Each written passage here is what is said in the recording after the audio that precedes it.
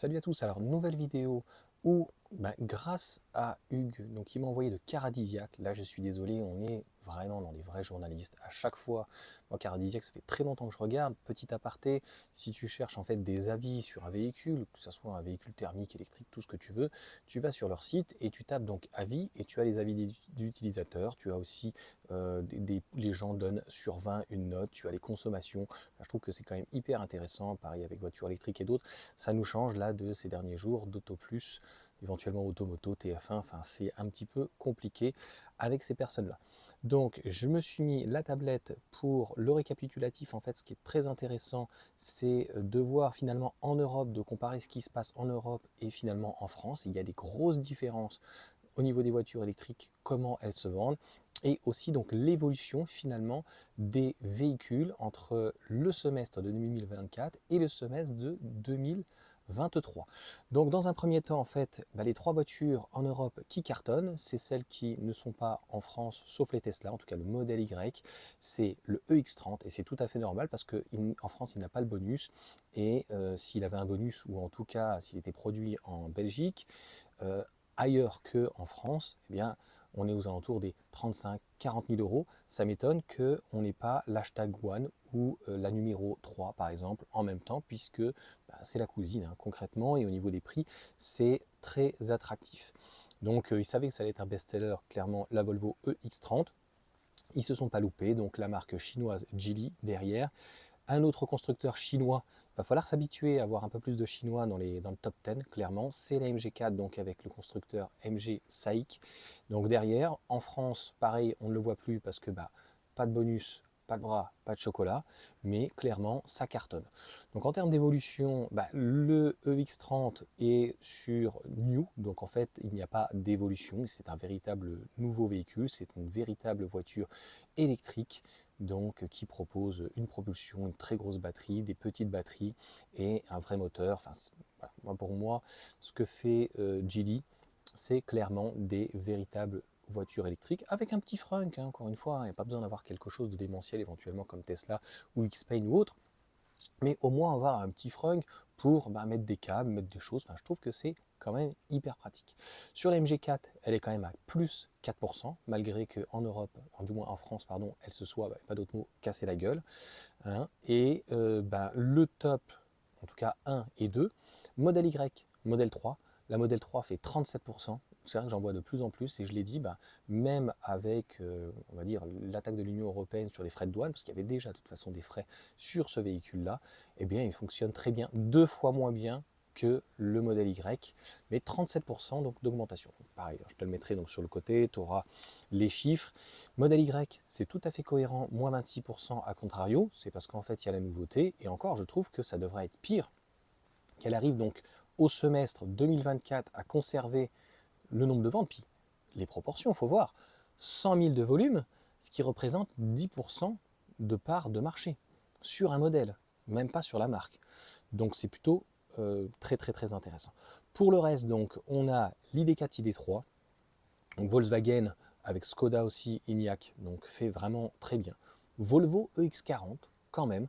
Alors je ne dis pas que bien ou il n'est pas bien, mais il faut attendre les nouvelles montures, comme pour Smart, où il y a la numéro 1, numéro 3 et numéro 5 qui arrivent, qui seront sur des plateformes uniquement dédiées à des voitures électriques. La numéro 1, il faut aimer l'extérieur. Alors l'intérieur, en termes de volume, c'est impressionnant par rapport à une compacte, euh, une Mégane par exemple en face, et fait pas le couture. Enfin, je suis désolé. Voilà. On va me dire, ouais, mais bon, c'est une voiture chinoise, Johan, tu peux pas dire ça, etc. Monte dedans, et il y avait pour le coup simplement Julien qui avait fait une époque, c'est là où je faisais pas encore de vidéos, je crois, et je cherchais notamment une hashtag One pour notamment ses grandes qualités qui sont, il expliquait que sur la Brabus par exemple, elle était tellement full option qu'elle était à de mémoire moins de 50 000 euros, et tu avais un véhicule en termes d'options qui était équivalent à une classe S. Donc il y avait tout, bien sûr un affichage tête haute, mais toutes les aides à la conduite, euh, la sono, tout, enfin vraiment, il ne manquait rien. Et on voit la patte de toute façon de Mercedes et de Geely, et franchement qui fonctionne plutôt bien. On a le BM iX1 qui fonctionne plutôt pas mal, même en France, hein, ils fonctionnent bien, c'est-à-dire qu'ils ont des leasings assez agressifs. Je suis étonné de retrouver donc le Q4. Et au final, ben, en Europe, aucune française pour le moment. Donc peut-être par la suite avec la R5, peut-être par la suite avec le nouveau Scénic qui est intéressant, mais même à 24 000 de volume de vente pour, on va dire, X1 et Q4, eh bien, aucune des françaises, je pense que le 3008 ne rentrera jamais en Europe dans le top 10, et pourtant, on voit bien que l'ID4 fonctionne très très bien, et Paddy 208, tu vois, nous, pas de Twingo, bizarrement, donc aucun véhicule français. Je ne sais pas à combien ils sont relayés. Donc voilà. 1 million de véhicules vendus sur le semestre, donc sur une année, ça fait à peu près 2 millions. Ça commence à représenter en tout cas une part de marché qui est intéressante. Et c'est ce que j'ai dit, c'est plutôt, si on peut dire, rassurant. Hein, donc rassurant, c'est qu'on est sur une évolution par rapport à l'ancien semestre de 2023 de 2%. Donc quand on sait que le ralentissement en France, notamment de toutes les voitures chinoises et de la Model 3, tu imagines qu'avec encore autant d'aides, eh bien franchement la MG4 aurait explosé, le X30 très certainement, et le Model 3 aussi, etc. etc. Et puis le rabot des aides en Angleterre, et puis surtout donc en Allemagne, qui a rendu certaines choses en tout cas délicate, mais les Allemands ne comptent pas se laisser faire, hein. On le voit avec Audi et notamment BM. Je reviendrai donc juste après dans une autre vidéo qui me fait penser que Hugues m'a envoyé, et une réflexion qui est complètement folle qui vient donc du PDG de BMW qui voilà, donnerait des conseils, on va dire, à l'État allemand, donc au chancelier, pour favoriser, mais alors favoriser vraiment d'une autre manière. Donc ça, on reviendra dans clairement une vidéo. Donc une vidéo en tout cas dédiée. Donc voilà pour toutes ces informations. Tu me diras franchement ce que tu en penses. Est-ce que ça t'étonne? Est-ce que c'est choquant? La seule chose, moi, qui me choque, m'interpelle, c'est la différence que l'on a bien sûr aujourd'hui entre le marché français et le marché européen.